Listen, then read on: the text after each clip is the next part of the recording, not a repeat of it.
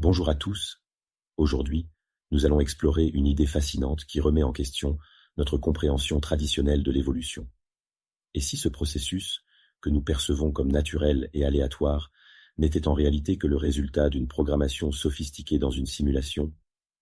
Si notre réalité est une simulation, alors l'évolution pourrait être un mécanisme intentionnel, conçu pour affiner et perfectionner la vie au fil du temps. Dans ce chapitre, nous allons plonger dans l'idée que l'évolution pourrait être codée et ce que cela signifie pour notre compréhension de la vie. L'évolution est souvent vue comme un processus de sélection naturelle, où seules les espèces les plus adaptées survivent. Mais si notre monde est une simulation, ce processus pourrait être plus proche d'un algorithme délibéré, un programme conçu pour explorer toutes les possibilités de la vie.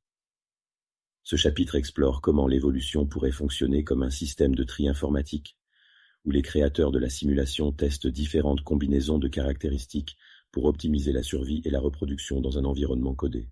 Les mutations sont traditionnellement perçues comme des erreurs aléatoires dans le code génétique, responsables des variations qui alimentent l'évolution. Mais si notre réalité est simulée, ces mutations pourraient être des mises à jour ou des ajustements intentionnels dans le code. Imaginez un programme où chaque mutation est soigneusement calculée pour introduire de nouvelles fonctionnalités ou pour corriger des erreurs existantes. Ce chapitre propose que les mutations ne sont peut-être pas aussi aléatoires qu'elles en ont l'air, mais plutôt des éléments clés d'un processus de développement intelligent. Les extinctions massives qui ont ponctué l'histoire de la Terre pourraient être interprétées différemment si nous vivons dans une simulation. Plutôt que de simples catastrophes naturelles, elles pourraient être des réinitialisations intentionnelles, des nettoyages de code pour éliminer les lignes non optimales et faire place à de nouvelles formes de vie plus adaptées. Ce chapitre explore l'idée que les extinctions pourraient être des outils utilisés par les créateurs de la simulation pour ajuster et affiner l'évolution de la vie. La convergence évolutive, où des espèces différentes développent des traits similaires indépendamment, pourrait être un autre indice que l'évolution est programmée. Si des traits comme les ailes ou les yeux apparaissent à plusieurs reprises dans des lignées évolutives distinctes, cela pourrait indiquer l'existence d'un modèle optimal dans le code de la simulation. Ce chapitre examine comment ces répétitions pourraient révéler un schéma sous-jacent dans la programmation de la vie, suggérant que certains traits sont préférés par le programme pour leur efficacité ou leur adaptabilité. Enfin, que signifie cette perspective pour l'avenir de l'évolution? Si l'évolution est programmée et que nous en prenons conscience, cela ouvre la possibilité pour l'humanité de prendre en main son propre destin évolutif.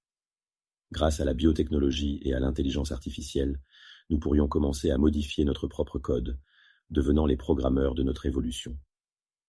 Ce chapitre envisage un futur où l'humanité ne serait plus simplement soumise aux forces de l'évolution, mais pourrait activement les diriger, redéfinissant ce que signifie être vivant.